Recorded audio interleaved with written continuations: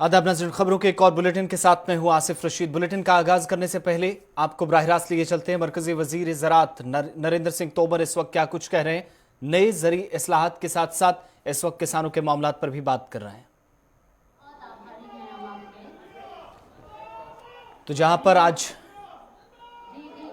एक व्यापार मेला जिसमें खुद मरकजी वजीर पहुंचे हैं, जिनकी तरफ से खिताब किया जा रहा है, क्योंकि मुल्क के अंदर किसानों की तहरीक का आज 74वां दिन है, तो लगातार सरकार समझाने की कोशिश में मसरूफ नजर आ रही है। और इसी सिलसिले में जहां पर मध्य प्रदेश के अंदर सरकार की तरफ से जो एक बड़ा प्रोग्राम व्यापार मेले के नाम से जिसका इनेकाद अमल में लाया गया है, और दीगर पार्टी के सीनियर रहनुमा भी यहां मौजूद हैं। और मरकजी वजीर ज़राअत क्या कुछ कह रहे हैं नए कवानीन को लेकर।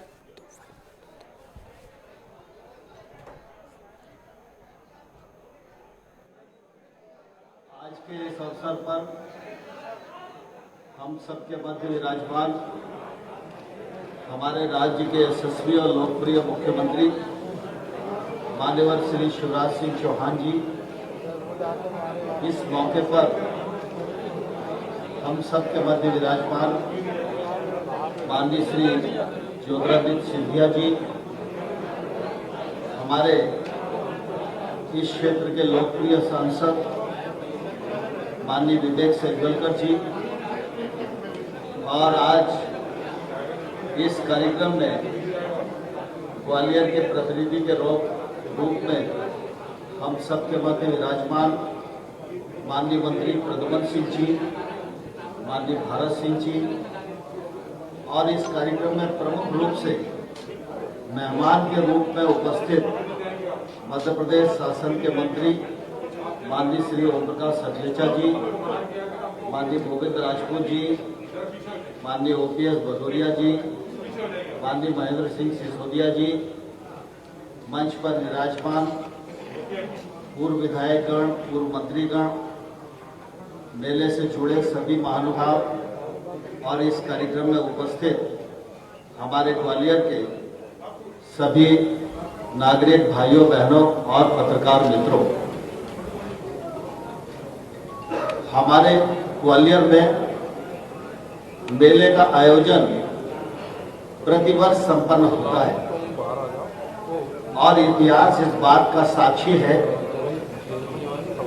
कि जब कभी समाज में मेलों के बारे में कल्पना आई होगी और मेले को विस्तार रूप देने की योजना आई होगी और उसका क्रियान्वयन हुआ होगा, तो उसमें पहले नंबर पर ग्वालियर मेले का नाम आता है, जिसको आज 1 शताब्दी पूरा हो चुका है और यह मेला अनवरत रूप से अपनी शताब्दी पूरा करते हुए निरंतर आगे बढ़ रहा है। इस बार भी मेले का आयोजन नियत समय पर ही होना था, लेकिन हम सबको मालूम है विश्वव्यापी महामारी कोविड-19 के संकट के कारण मेले को आयोजित करने में निश्चित रूप से विलंब हुआ है। लगातार हमारे नागरिकगण भी इस क्षण का इंतजार कर रहे थे और सरकार के मन में भी था कि एक बड़ा कार्यक्रम हमारे मध्य प्रदेश का है, यह इस बार नहीं हो पा रहा है। तो सबके मन में यह बात थी कि कैसे भी इस आयोजन को होना चाहिए।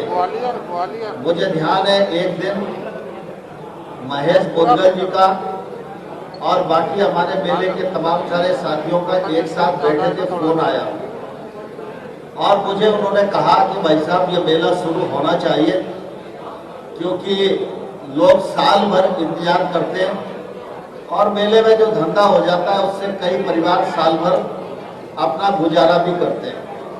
तो मैंने उनको मजाक में कहा कि भाई इस बार हम लोग तो इसलिए ठंडे पड़े थे कि जब हर बार मेला लगता था तो आप सब लोग मेले की अवधि पूर्ण होने से पहले ही ये कहना शुरू कर देते थे कि मेले में घाटा हो रहा है, इसलिए 15-20 दिन मेला और बढ़ाया जाए।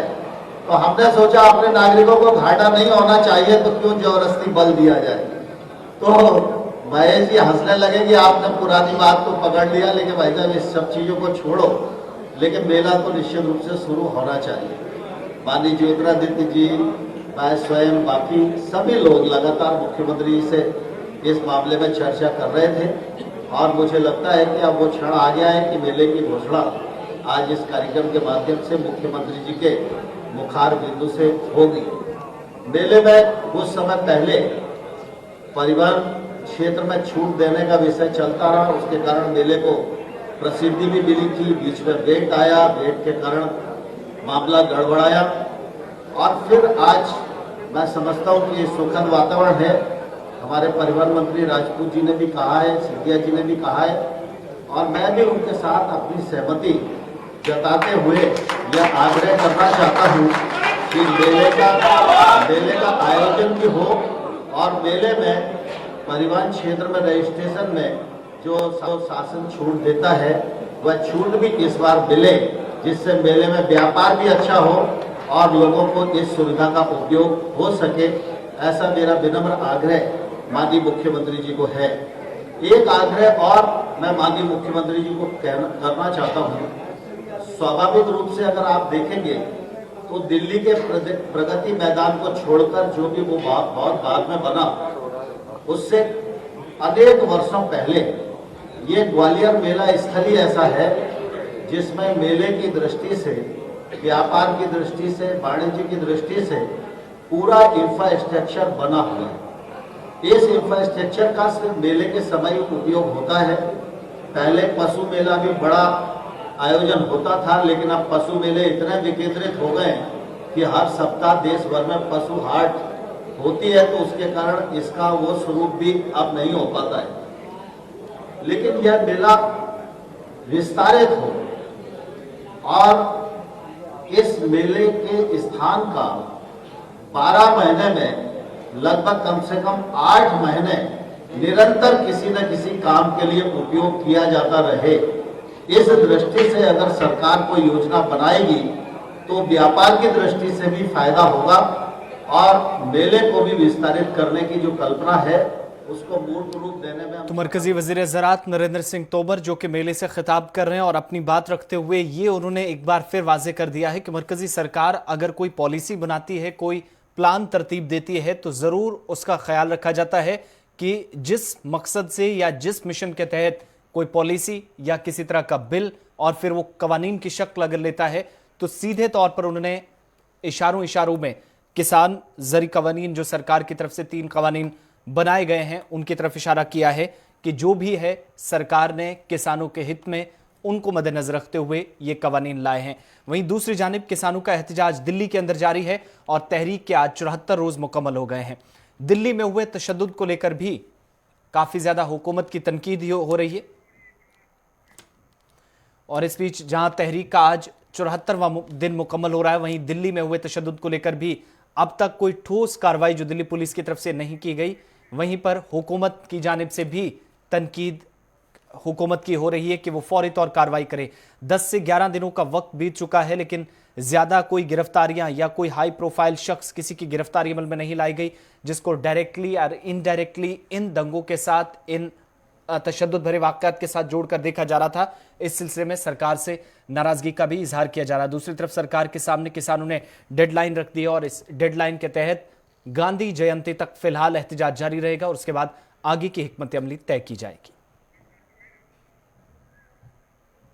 चल रहे हम तो अपना यही रहेंगे, टेंट का करना, अगर गर्मी आओगी तो पंखों का इंतजाम करना, वो लाइट कहाँ से आओगी उसका जनरेटर का इंतजाम करना, तेल का इंतजाम करना, चंदा पानी आता रहेगा उससे तेल जनरेटर चलेगा।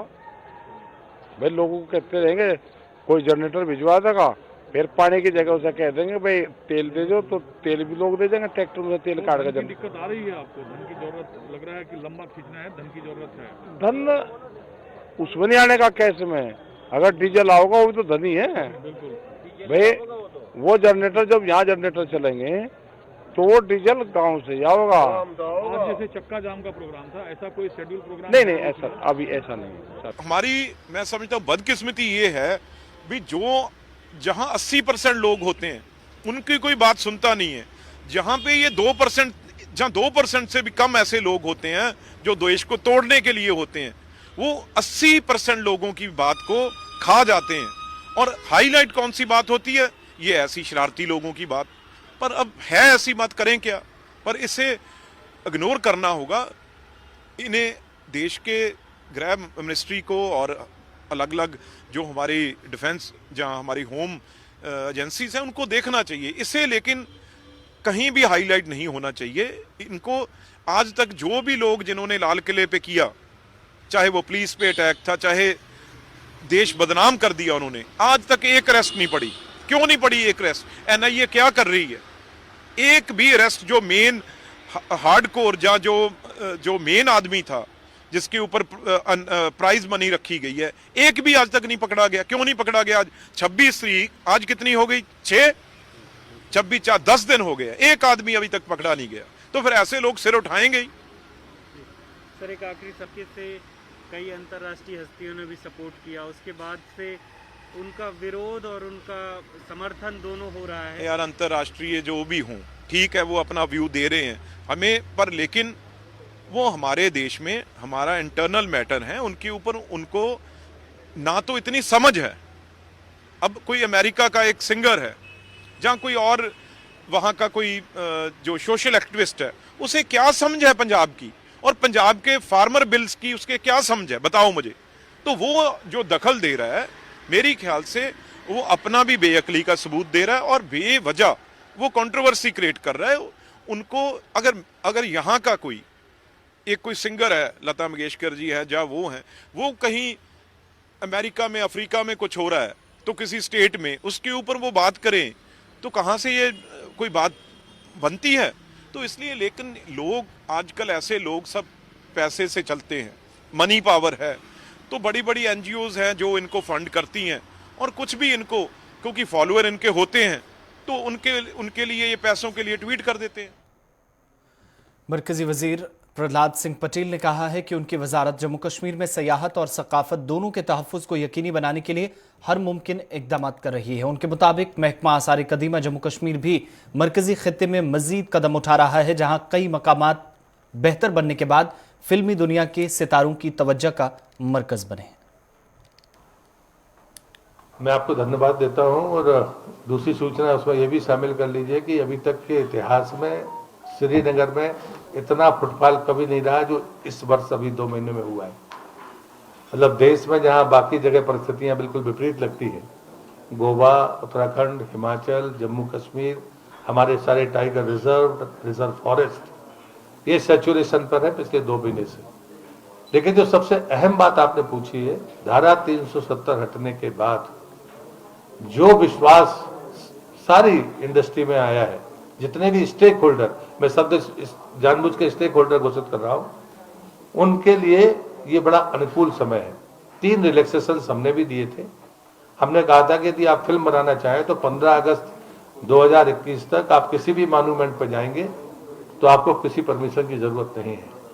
दूसरा, उसके पहले फिल्म इंडस्ट्री ने जब हमसे कहा था तो 1 लाख रुपए एक मॉन्यूमेंट पर लगते थे, हमने उसको 50,000 किया।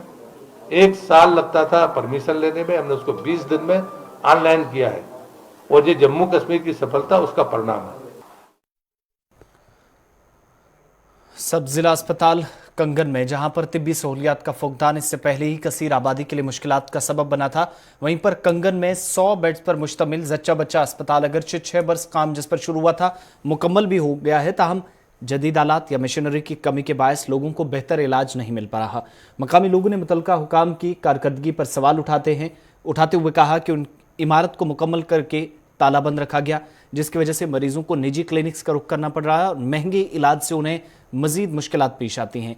इधर एसडीएम कंगन के मुताबिक चंद हफ्तों में बकिया काम शुरू कर दिया जाएगा, जहां एक प्लांट की तामीर के सबब फिलहाल काम रोका गया है। आज से 6 साल पहले इनॉग्रेशन हुई है mother and child care hospital का, जो एडजस्ट है ट्रॉमा हॉस्पिटल कंगन से, जो नेशनल हाईवे के दाएं जाने पाता है, यहाँ से सोनामार्ग भी जाते हैं, बालतल भी जाते हैं। 6 साल पहले इसकी इनॉग्रेशन की गई है, संग बुनियाद डाली गई है, और 6 साल में ये मुकम्मल हुआ है। बिल्डिंग तो मुकम्मल है, लेकिन जो इक्विपमेंट चाहिए वो अभी तक नहीं हुआ, और ये फंक्शन नहीं कर रहा है आज तक। और हम इस हवाले से एलजी एडमिनिस्ट्रेशन, डिस्ट्रिक्ट एडमिनिस्ट्रेशन से गुजारिश करते हैं मेहरबानी करके आपकी वसादत से फुल फोर इस हॉस्पिटल को चालू किया जाए। तो इसका काम मुकम्मल हो चुका है, ऑलमोस्ट ये तैयार है। इसमें हमें वहाँ पे एक बॉयलर हाउस और sewage STFC treatment plant STP हमें बनाना है। वहाँ पे कुछ स्ट्रक्चर्स है, ओल्ड स्ट्रक्चर्स है जिनका डिमोलिशन है, उनको डिमोलिश करके उन्हीं जगह, वही जगह जितनी हमारे पास है उसकी एक्स्ट्रा जगह है नहीं, तो वो वहाँ पे बनना है। सिंस आपको पता है कोविड की वजह से ऑलमोस्ट सब ठप था और उसके बाद विंटर आ गया, तो वो फाइनल मराहल में है। हम उसका डिमोलिशन करने जा रहे हैं और विद इन 10-15 डेज उस बॉयलर हाउस और जो हमारा सीवेज ट्रीटमेंट प्लांट है उस पर काम शुरू होगा एंड इट विल बी इंशाल्लाह पुट टू। जिला उधमपुर की रिट्टी पंचायत पहला ऐसा इलाका बना है जिसे हुकूमत ने अपनाया है और मरकजी हुकूमत की स्कीम नमसा के तहत गांव को अपनाने के बाद सरकार काश्तकारों या पशुपालन से वाबस्ता या किसान लोगों को बराह रास्त फायदा पहुंचाने का दावा करती है, जिससे उन्हें मजीद मौके मिलेंगे और रोजगार का मौका मकामी सतह पर मिलेगा। महकमा ज़राअत की मदद से इन लोगों की तरफ से जहां पर काश्तकारी के काम के साथ अब पशुपालन का काम जिसे फरोग दिया जा रहा है, जिसकी वजह से डेयरी के यूनिट्स भी कायम करके लोगों को रोजगार का मौका मिला है।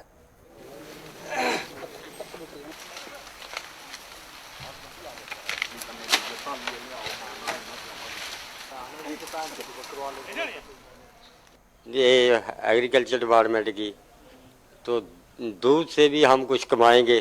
इन्होंने गाय दी है तो गांव में भी दूध हो जाएगा, हमारे घर में भी दूध हो जाएगा और कुछ 4 पैसे बचेंगे भी, हमारी कमाई तो दुगनी हो जाएगी। सब्सिडी पर 40,000 रुपए की सब्सिडी दी है।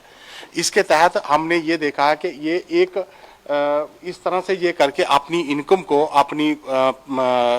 को सस्टेन करने के लिए और उसको डबल करने के लिए अपनी एग्रीकल्चर के साथ जो अदर्स इनका जो पेशा है एग्रीकल्चर का, उसके साथ साथ ये इनको पालेंगे और इस तरह से ये अपनी इनकम को बढ़ाएंगे। यहाँ से देखो, यहाँ पर अगर हम सिर्फ नमसा की बात करें तो इसमें हमने इस पूरे विलेज जो रिट्टी है इसको सिलेक्ट किया हुआ है। इस विलेज के अंदर हमने यहाँ पर एनिमल्स के, फिशरी का और हॉर्टिकल्चर को लेके एग्रीकल्चर के साथ साथ इन चारों सेक्टर्स में हम किसानों को इसमें सब्सिडी देके उनके यूनिट्स एस्टैब्लिश कर रहे हैं। मैंने 4 बकरियां खरीदी हैं पहले, फिर मैंने एग्रीकल्चर से मेरे को कोई मिला है, मैं उन्हें वो पूछा उनको, भाई मेरे को फ़ायदा कहाँ से मिलेगा। उन्होंने बोला एग्रीकल्चर के ये स्कीम आई हैं, ये स्कीम उन्हें बाहर निकाली है।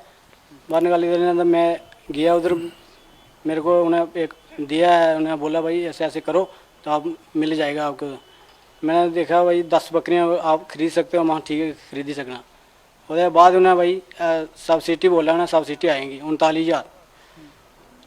तो उसके बाद असें खरीदी बकरियां आए तो इन्हें पास कराई आए। तो इस स्कीम का काफ़ी लोगों को फ़ायदा है। जैसे डेयरी के यूनिट दिए गए, यहाँ 1-2 यूनिट दिए गए, तो इस यूनिट के माध्यम से तो एक तो जो अनएम्प्लॉयड यूथ हैं उनको रोज़गार मिलेगा, तो दूसरा खेती बाड़ी भी करेंगे और रोज़गार के साधन भी घर से ही प्राप्त करेंगे और बाहर जाने की ज़रूरत नहीं है। एक यूनिट उन्होंने शिव पेंट की तरफ से भी दिया गया एक, तो जो हमारे यूथ कम से एक यूनिट तो पंचायत रिट्टी को मिला है, तो रोज़गार का साधन बना बेरोज़गार आदमी को। तो मैं ये चाहता हूँ कि ऐसे ही यूनिट अगर पूरी इलाके में दिए जाएंगे तो जो बेरोज़गार लोग इधर उधर भटकते हैं, एक तो वो अपनी खेती बाड़ी करेंगे, डेयरी का काम करेंगे, शिप का काम करेंगे, प्लस जैसे दूसरे और भी कई यूनिट हैं एग्रीकल्चर के रिलेटेड, चाहे वो मशरूम का हो, किसी का भी हो, तो काम करेंगे। तो अपने गांव में काम करेंगे, अपनी खेती बाड़ी भी करेंगे, एक मतलब डबल उनकी जो इनकम होगी वो उनको इसका फायदा। श्रीनगर में वाटर स्पोर्ट्स के लिए तैयारियां चल रही हैं, जहां पर अब इंदौर में कौमी खेलों के इनेकाद से कबल तमाम तर तैयारियां नौजवान खिलाड़ियों की तरफ से की जा रही हैं। वादी कश्मीर में जहां पर वाटर स्पोर्ट्स से दर्जनों ऐसे नौजवान हैं जो वाबस्तगी रखते हैं, इन नौजवानों के बेहतर मुस्तकबिल के लिए जहां पर तमाम तरह की सहूलियात मैसर की गई हैं, वहीं पर डल झील में प्रैक्टिस करने के बाद, पूरी तैयारी के बाद अब कौमी खेलों के लिए इन्हें इंदौर जाना है, जिससे खिलाड़ी काफ़ी पुरुमीद नजर आ रहे हैं।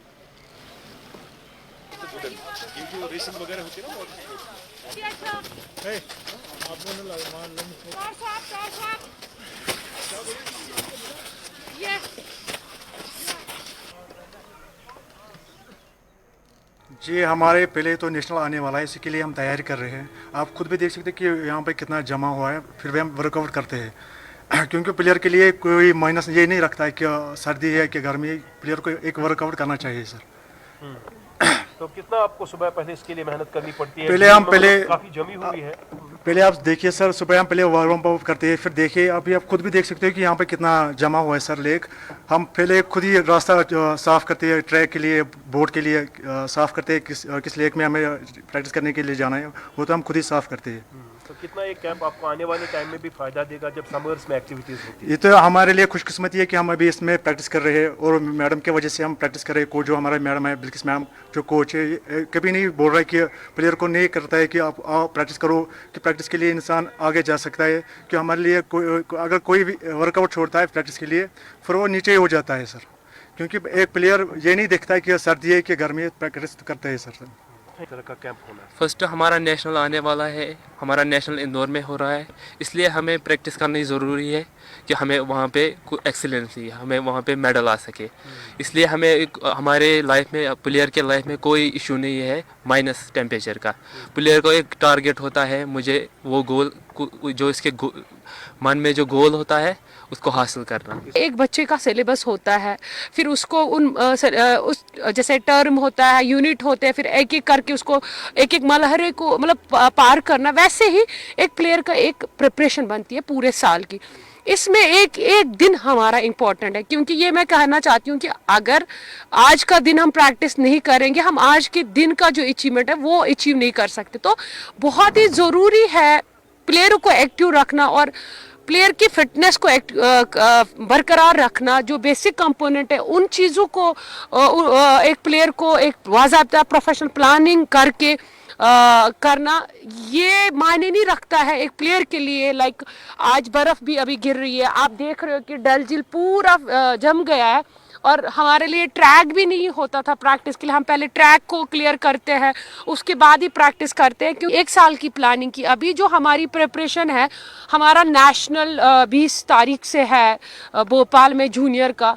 We have to perform, we have to excel, क्योंकि जम्मू कश्मीर की वाटर स्पोर्ट्स की बात करेंगे तो जम्मू कश्मीर बहुत एक्सेल कर रहा है नेशनल लेवल पे वाटर स्पोर्ट्स में।